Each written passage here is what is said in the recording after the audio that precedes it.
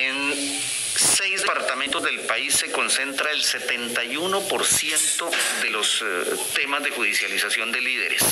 Entre esos departamentos está el departamento de Casanare. Entre esos departamentos que mencionamos como los 6 departamentos más afectados por esta situación, se concentra el 35.7% de los títulos mineros y el 44% de las zonas donde se realiza la explotación y exploración petrolera, por ejemplo. Temas que se agravan, y aquí en Casanare lo estamos viviendo con el caso de unos líderes sociales afectados por un proceso de judicialización en San Luis de Palenque, en un contrato petrolero que involucra a Ecopetrol, que involucra también a la empresa Frontera y que pues tiene a varias de estas personas en la cárcel.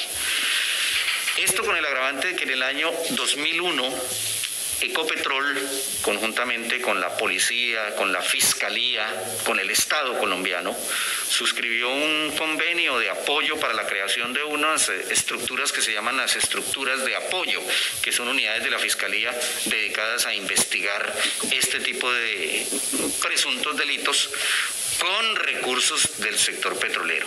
Más de 86.000 millones de pesos en los últimos 4 años ha destinado Ecopetrol con este tipo de propósitos.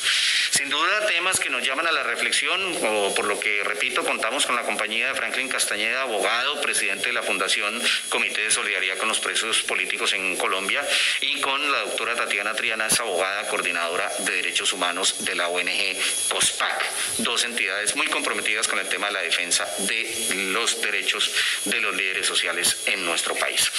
A los dos les doy la más cordial bienvenida a nuestros micrófonos y pues entramos en materia de manera inmediata frente a estas cifras.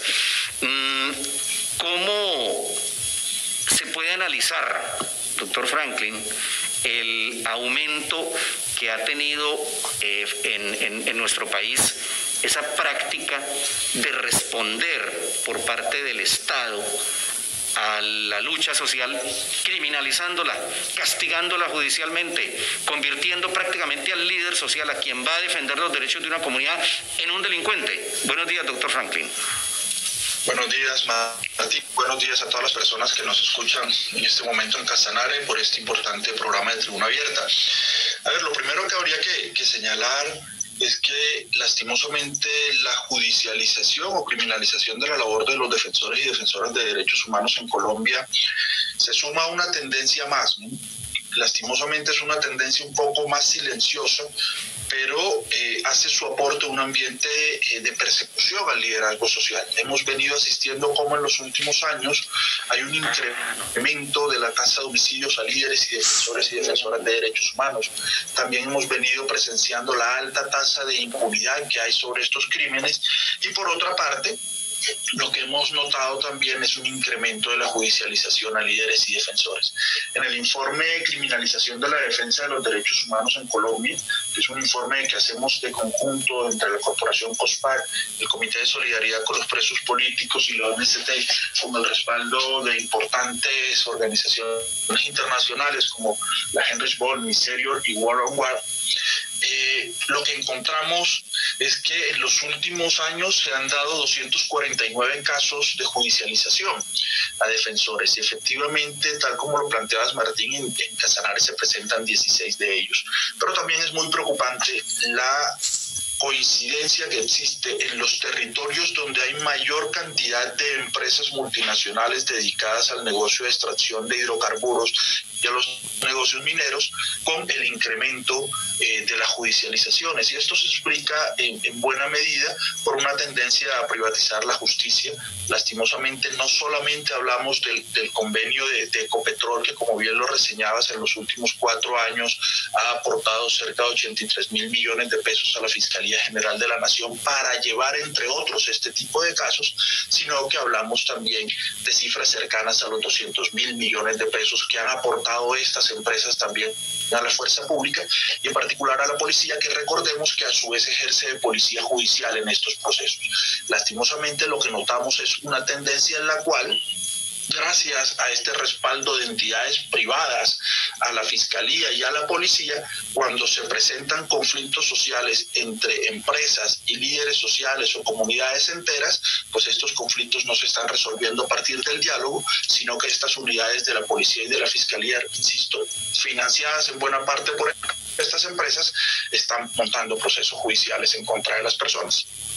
A propósito de ese tema, doctor Franklin, ese tipo de fondos que pues hacen parte del desarrollo de la industria petrolera, ¿quién los audita? ¿Quién vigila que realmente se ajusten a los términos de ese convenio y que no se dediquen simplemente a gastarse por gastarse y a gastarse por justificar el objeto de la ejecución de un convenio, como pasa muchas veces en el manejo de ese tipo de recursos públicos?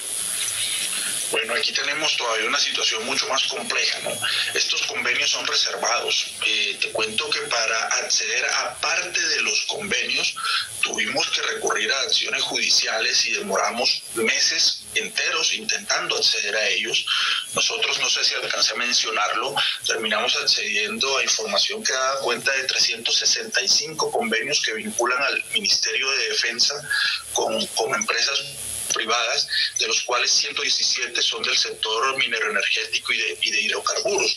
¿Qué ocurre con estos convenios? Que normalmente estos convenios se hacen bajo la idea o bajo la lógica de brindar una especial protección a las empresas, de brindar una especial seguridad a las empresas ante amenazas que representan grupos criminales. Pero luego, ya en la utilización de los recursos, lo que vemos es cómo las mismas fuerzas de policía y la misma estructura de fiscalía señaladas muy bien, la EDA, la estructura de apoyo a hidrocarburos, financiada por estos recursos, termina actuando contra los líderes sociales sin que no haya control externo, ya sea por parte de Procuraduría o por parte de la Contraloría, en particular a la forma como se dedican o mejor, cómo se usan estos recursos. Y entre otras, esto obedece porque en Colombia a nadie se le está juzgando bajo la idea de que usted es un líder social y va a ir preso, sino que se hacen montajes judiciales en donde se relaciona la actividad del liderazgo social con actividades criminales. Por ejemplo, el caso del que seguramente nos hablará Tatiana es importantísimo y es relevante en esto, y es cómo las autoridades simulan la existencia de un grupo criminal, un grupo armado en Casanare que se llama Los Jinetes con Careta. Yo no sé si ahora mismo los pobladores de Casanare que nos están escuchando habían escuchado antes de este proceso judicial que un grupo criminal se llamara Los Jinetes con Careta.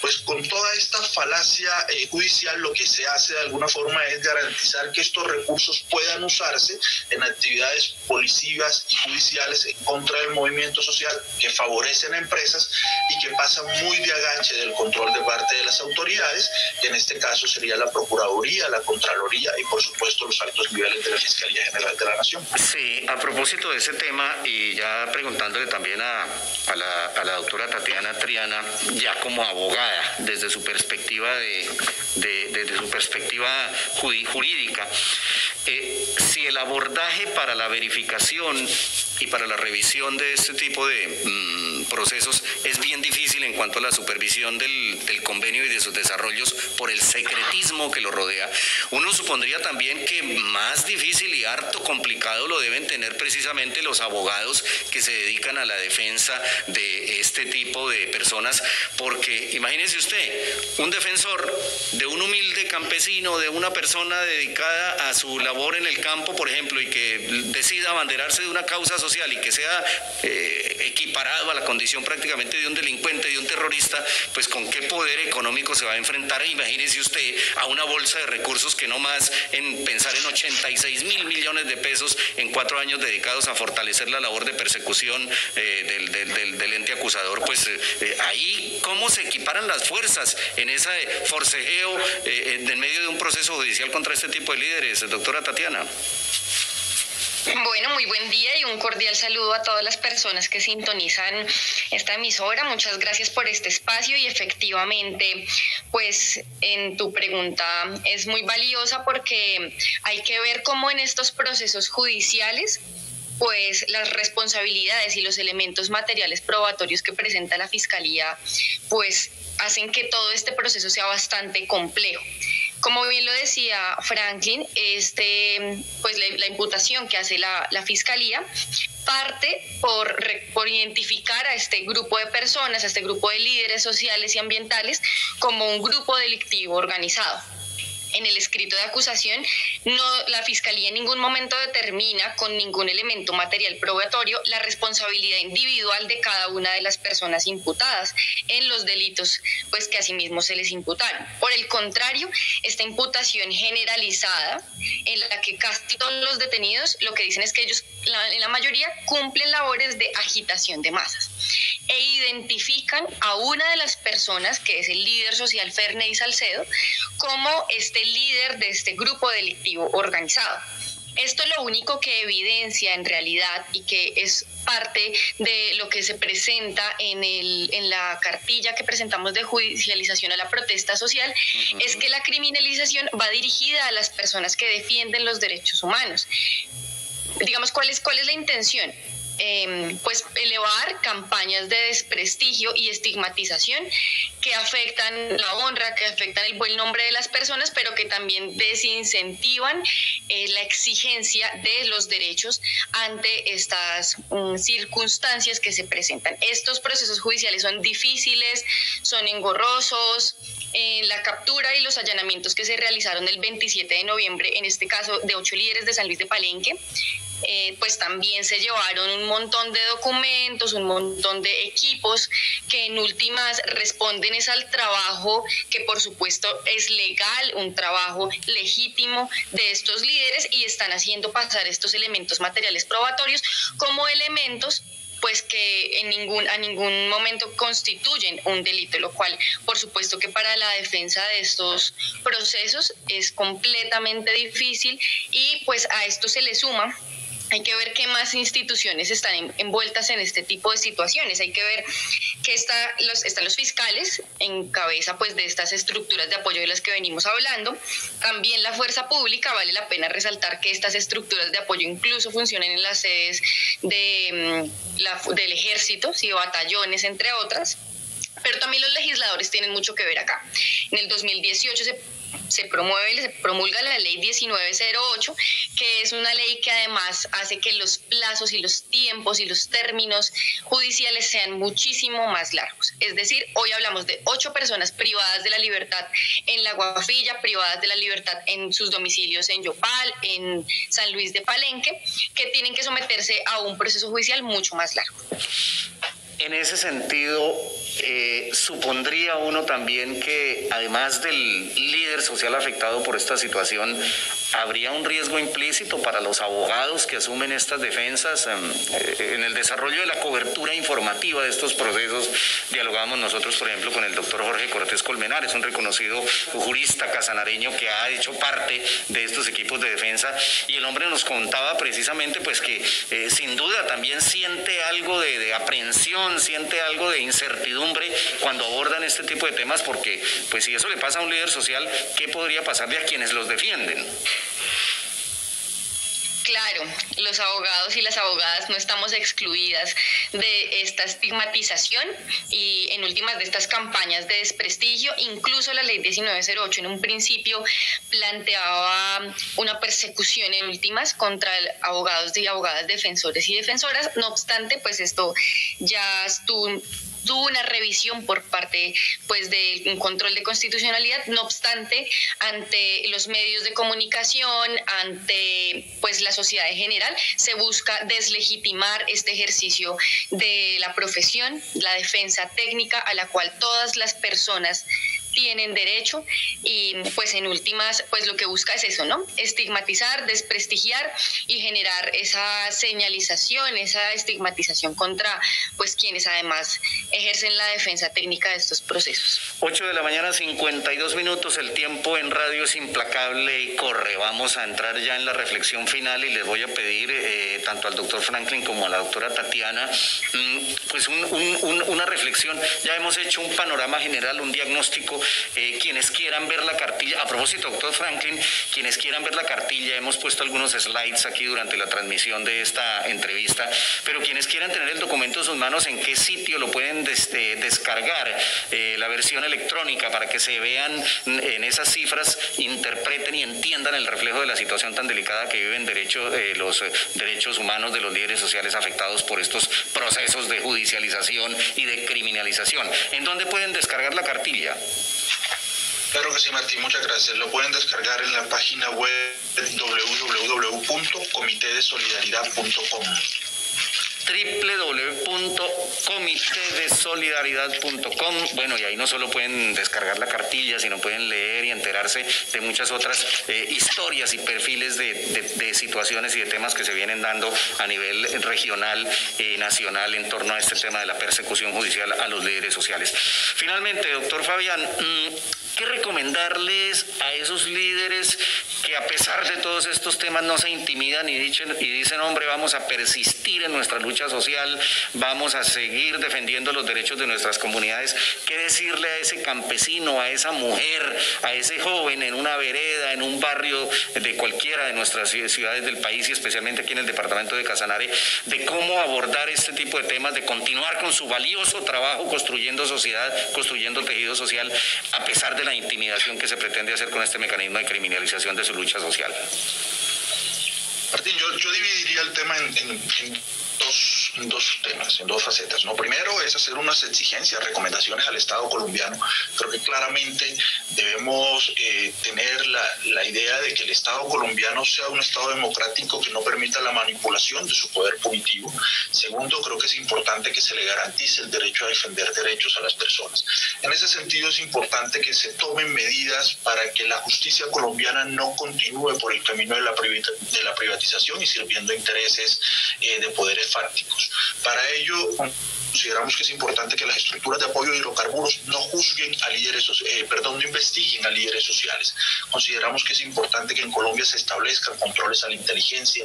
Consideramos que es importante que hayan investigaciones penales y disciplinarias contra los funcionarios de la policía y de la fiscalía que están adelantando estos procesos con irregularidades en contra de líderes sociales, que se retiren las sedes de la justicia de los cantones militares, y finalmente que existan protocolos también del manejo de este tipo de casos por parte del Estado colombiano y su relación con los medios de comunicación.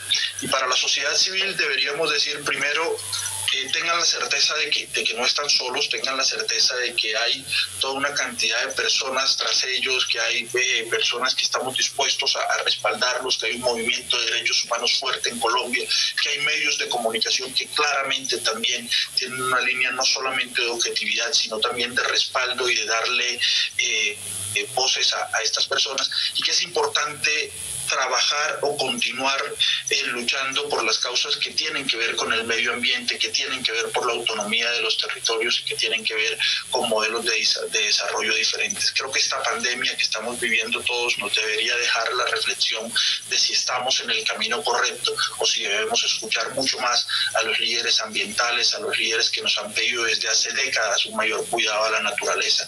Y creo que detrás de esos liderazgos está buena parte de las salidas a los problemas que tiene Colombia. Cuenten con nosotros, cuenten con el Comité de Solidaridad, con los presos políticos, para cuando se presenten este tipo de casos estaremos prestos a ayudarlos, al igual que COSPAC y muchas otras organizaciones sociales del país. 8 de la mañana, 56 minutos. En 3 minuticos, doctora Tatiana, 2 preguntas. Primero, ¿qué tan legales, qué tan ajustados a la Constitución colombiana son ese tipo de convenios en donde una empresa empresa, del poder de Ecopetrol, que es nuestra principal empresa petrolera, pues firma esta serie de convenios y empieza a aportar este volumen de recursos para este tipo de estructuras de investigación. Y segundo, ¿qué nos puede contar del desarrollo de ese caso tan inmediato como es este tema de los líderes sociales de San Luis de Palenque? ¿Qué viene para ellos? Lo último que supimos antes del tema del confinamiento y la pandemia es que para este mes de junio precisamente estaba citada nuevamente una nueva audiencia dentro de esta diligencia de su juicio. ¿Eso en qué va? Bueno, frente a la primera pregunta que haces, yo debería decir que esto vulnera completamente la... Bueno, frente a la debería decir que esto vulnera completamente la autonomía que debe tener la Fiscalía. El que en este momento, hasta donde sabemos, es Ecopetrol. Entonces, no es de sorprender que Ecopetrol pone el dinero y denuncia. Entonces hay que ver en primera medida cómo una empresa privada puede ser financiadora y puede ser, entre comillas, víctima denunciante en un proceso penal. Sí, eso yo le invito a los compañeros abogados, a los colegas, que podamos revisarlo, porque efectivamente aquí hay una pérdida de la independencia por parte de la Fiscalía. Entonces, me parece pues muy importante que podamos analizar ese tema y que podamos revisar cómo, por ejemplo, esto que mencionaba hace un rato y que también mencionaba Franklin, que operen y que estén sus sedes en los cantones militares, que estos convenios permitan que reciban dineros y que reciban apoyos del ejército, que reciban apoyos de otras fuerzas que no tienen por qué hacer parte de los procesos investigativos. Entonces, aquí hay una vulneración completa de derechos y un desequilibrio total en la defensa que pueden ejercer los líderes sociales. En últimas, esa judicialización contra defensores de derechos humanos, defensores de la tierra, del territorio, del medio ambiente, pues lo único que genera es que se perpetúe la condición y la situación de vulneración de derechos y la oposición en la que en últimas pues nos vemos inmersos en este país. El caso de San Luis de Palenque pues ha tenido algunas dificultades. Este tema del coronavirus ha generado también unas dificultades a la hora de realizar las audiencias. Entonces, pues la invitación que le hacemos a toda la comunidad casanareña que sintoniza esta emisora es que podamos seguir pendientes del caso de San Luis de Palenque y de otros muchos más judicializados, líderes sociales, ambientales, campesinos, comunitarios que están siendo judicializados hoy en el departamento de Casanare. Pues muy bien, ese ha sido el segmento final hoy de Tribuna Abierta, un tema que nos toca todos los días, que el departamento de Casanare tiene una inmediatez total con este tema de la situación de estos líderes sociales de San Luis de Palenque y su lucha contra los desmanes del sector petrolero en la región. Nos acompañaron en este diálogo Franklin Castañeda, presidente de la Fundación Comité de Solidaridad con los Presos Políticos, y la doctora Tatiana Triana, abogada coordinadora de Derechos Humanos de la ONG COSPAC.